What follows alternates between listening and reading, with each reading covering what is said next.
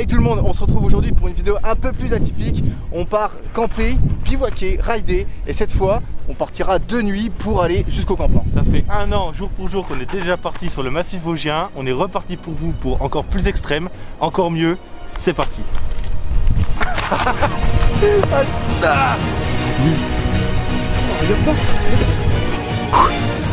On va dire qu'il fait extrêmement chaud. Oh, il y a un vent de dingue. Notre lit, notre tombe. Tellement plaisir. On arrive sur la crête là. I lost control. Will you help me?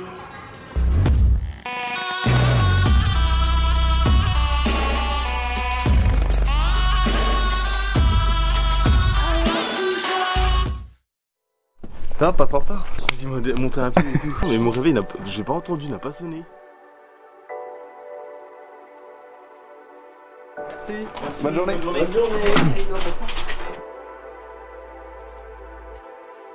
T'es prêt? Ouais, à chaud.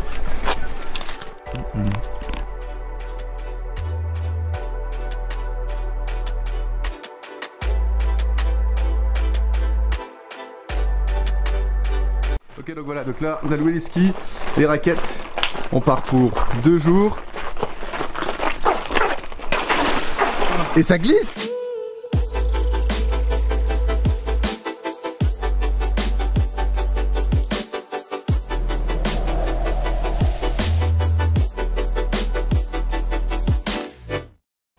T'as regardé la carte, mec? Ouais, c'est bon.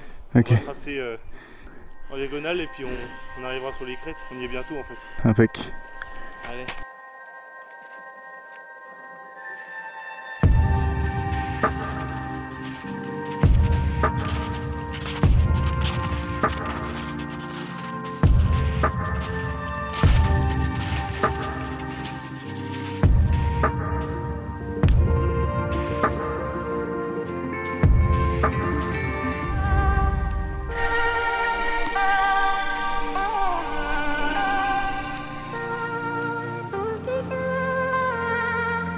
Donc là en train de marcher pour arriver jusqu'au spot prévu.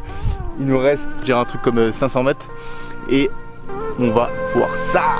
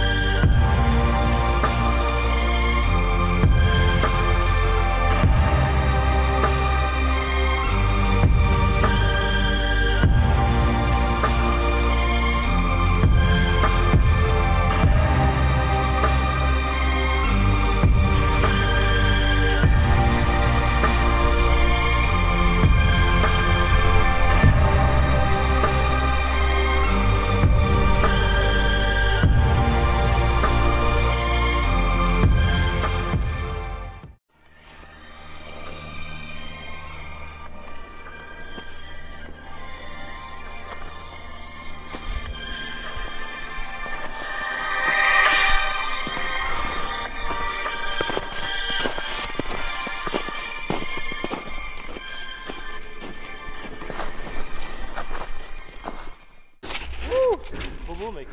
C'est insane. Oh!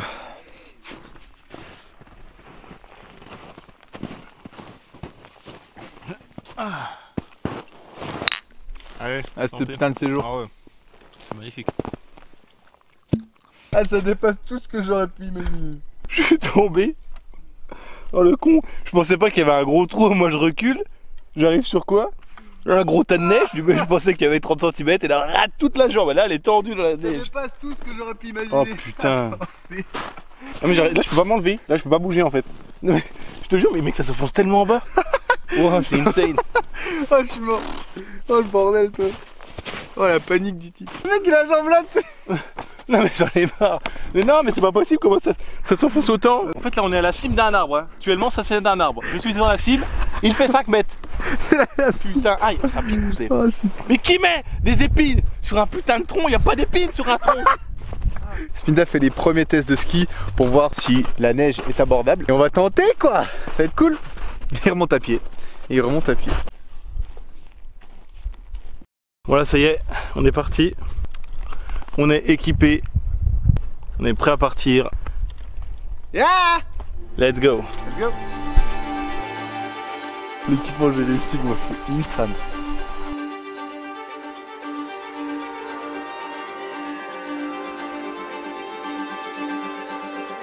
Ok, là on descend en snow et en ski jusqu'au spot. On va certainement dormir ce soir et on va profiter pour rider un peu dans les petits coins sauvages, des petits hors-pistes. C'est parti.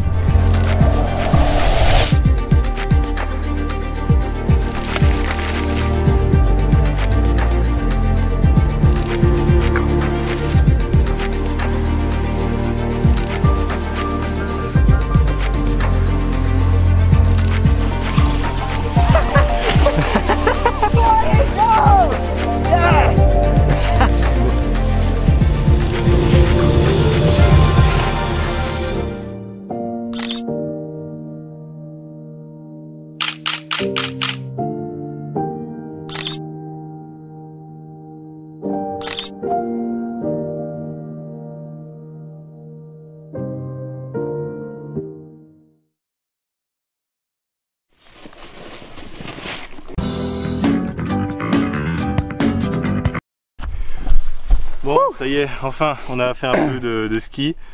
C'était pas mal. Là, on va redescendre. On va aller reprendre les affaires pour partir en bivouac et revenir au sommet sur le spot qu'on a trouvé du coup il y a 1 heure. Et on va s'installer pour camper dans la neige. Ouais, et on va sûrement camper à la Belle Étoile. On se retrouve tout de suite. Ok, on n'a plus de batterie avec le G7, mais comment je filme avec l'iPhone parce qu'on a comment là on est bloqué à une espèce, je dirais pas une falaise, mais je sais pas comment dire. Je sais pas si en dessous il y a de la neige quoi finalement.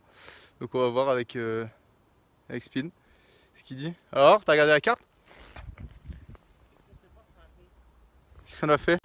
Ok, on est obligé de remonter à pied sans raquette, avec le snow et le ski dans les mains.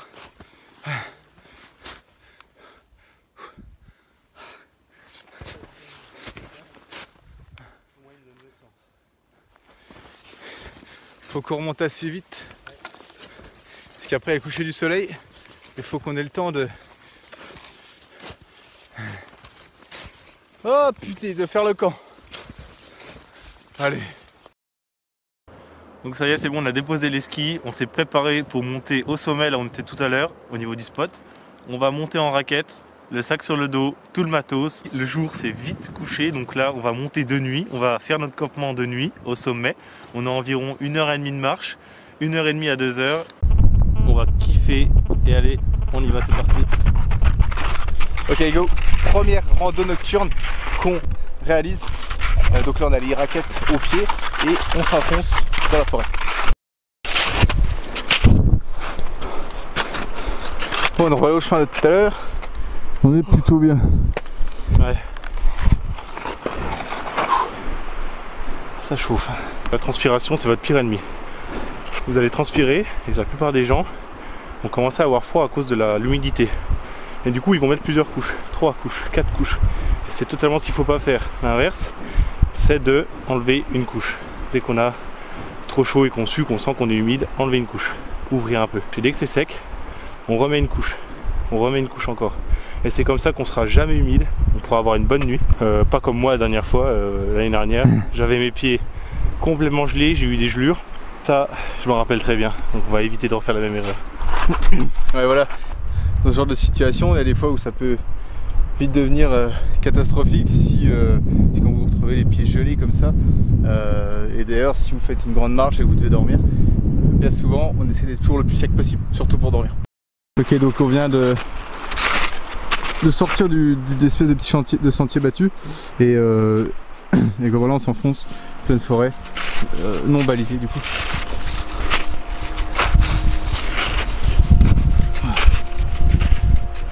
On va essayer d'avancer de nuit dans la neige avec raquette. Pour l'instant ça va. Ça va parce qu'il fait déjà moins chaud que tout à l'heure. Donc c'est cool.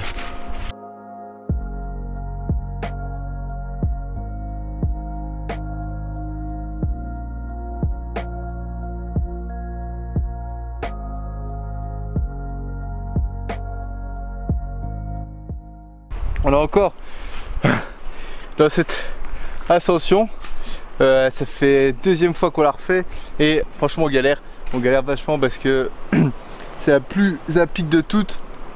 Je sais pas la pente qu'on a, mais c'est costaud. En tout cas, du coup, faut vachement réguler, vachement ne pas s'épuiser débilement, parce qu'au final, tu te retrouves à faire 30 000 pauses ou carrément à plus avancer. Donc, faut gérer, surtout pas transpirer, comme on vous le dit souvent. Après, on marche encore un petit peu, on s'enfonce en forêt pour chercher le spot qu'on a trouvé tout à l'heure. J'espère qu'on va le retrouver. On va voir l'orientation, comment on gère ça. Pour savoir l'orientation, on gère tout par un portable qui nous permet d'avoir des coordonnées GPS finalement. Le portable n'a pas de connexion avec internet, donc gros avantage, on est directement avec le réseau GPS. Sinon en général on prend tout le temps une carte avec une boussole en plan B ou même des fois pour s'orienter tout simplement. Petit passage un peu technique. C'est 2 fois qu'on refait la route, ça devient complexe.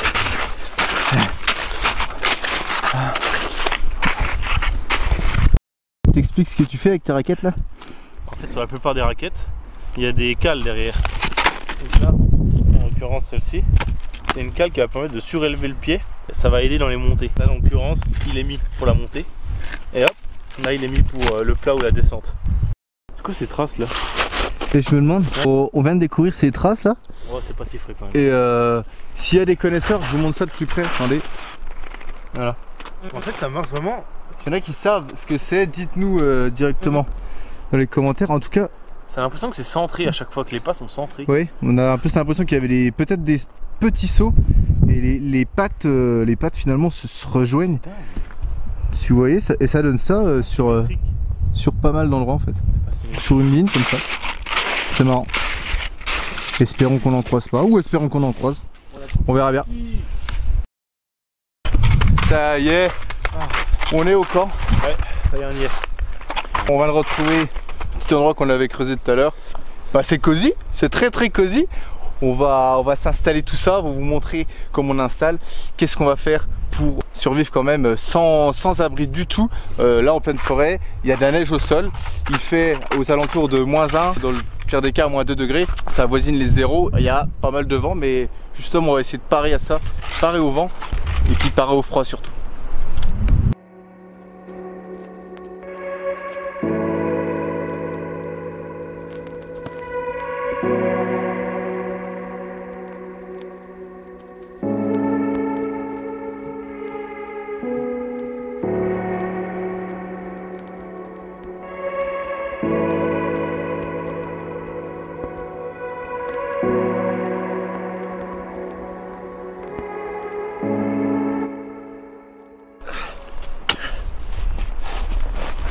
Bon, là on prépare notre lit ou notre tombe.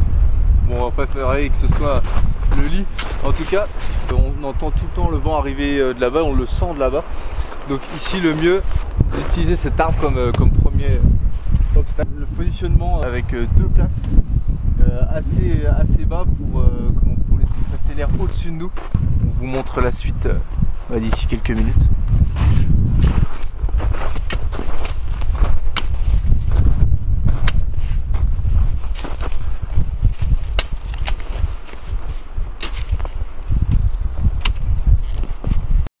Ça y est, on vient de finir notre lit pour ce soir. Et si vous voulez voir, hauteur de genoux, ici, pour largement avec un petit mur de neige. Donc là on va encore protéger du vent et du risque de froid, de la retombée de froid. On est largement pour 2 places. Ici on a fait un petit siège. Clac, clac, on va s'installer ici. Et le trou du feu. Voilà. Ça permet de protéger des braises au niveau là, de pouvoir se réchauffer tranquillement pour manger et avant de dormir. On s'installe, le camp, sac de couchage, tout ça, et après on bouffe. Pour nos sacs de couchage, on a mis la bâche, on est en train de faire chauffer de l'eau pour la soupe. Et là on se prend le petit apéro. Apéro glacial hein. Apéro glacial parce que là il y a un sacré vent hein. Il fait pas froid, il fait -1, -2 mais en ressenti c'est assez violent. Atroce. Du coup voilà le trou, là on est protégé du vent. Et puis ensuite On va allumer le feu pour se réchauffer parce que quand même le feu, wow, ça va faire plaisir. Allez. Ça fait tellement plaisir. Oh, ça prend bien. Alléluia. On a aussi ramené de la bouffe chez Fusilière, je sais pas où t'as mis ça. La quoi? La bouffe chez Fusilière. C'est sous forme de sachet finalement. En fait c'est de la bouffe qui a été sublimée. En gros c'est passé de congelé, donc de solide, à directement déshydraté. Il n'y a pas la phase de fusion, il n'y a pas la phase à eau. Ça permet de garder tous les nutriments, vitamines, tous les sels minéraux, etc. de la bouffe. On enlève l'eau déjà congelée en fait. Hop, on enlève comme ça et du coup il n'y a que l'eau qui part et rien d'autre. Et ça permet, quand tu remets de l'eau chaude, pof, ça réactive tout.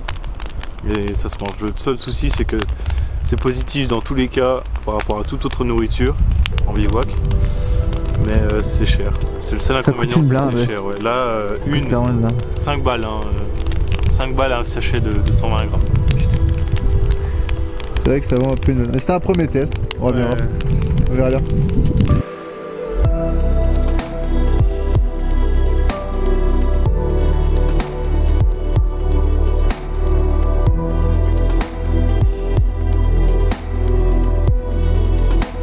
Et voilà le camp.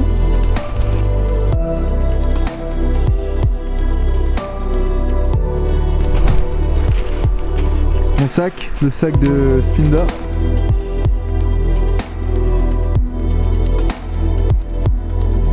Ça y est, on est installé.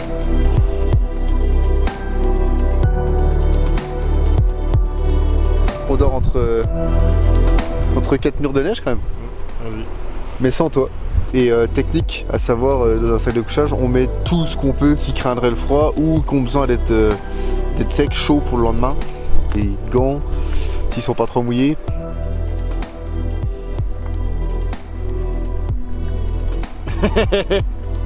Bon, sur ce on vous laisse, on vous retrouve demain matin.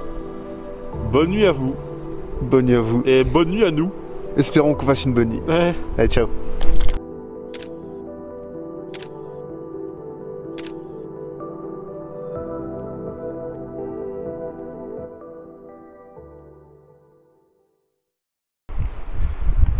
Oh non. Alors du coup le réveil. Ah, attends, il y a un cheveu dans ma soupe.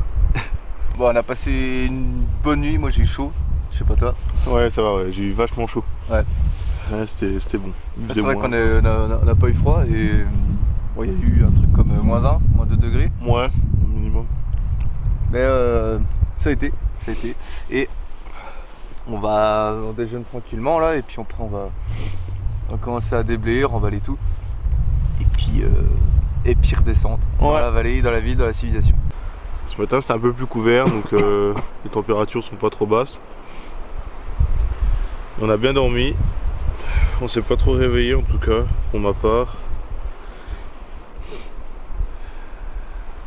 Donc là on s'habille et puis on va rentrer. Ah putain les boutons avec des gants c'est chiant.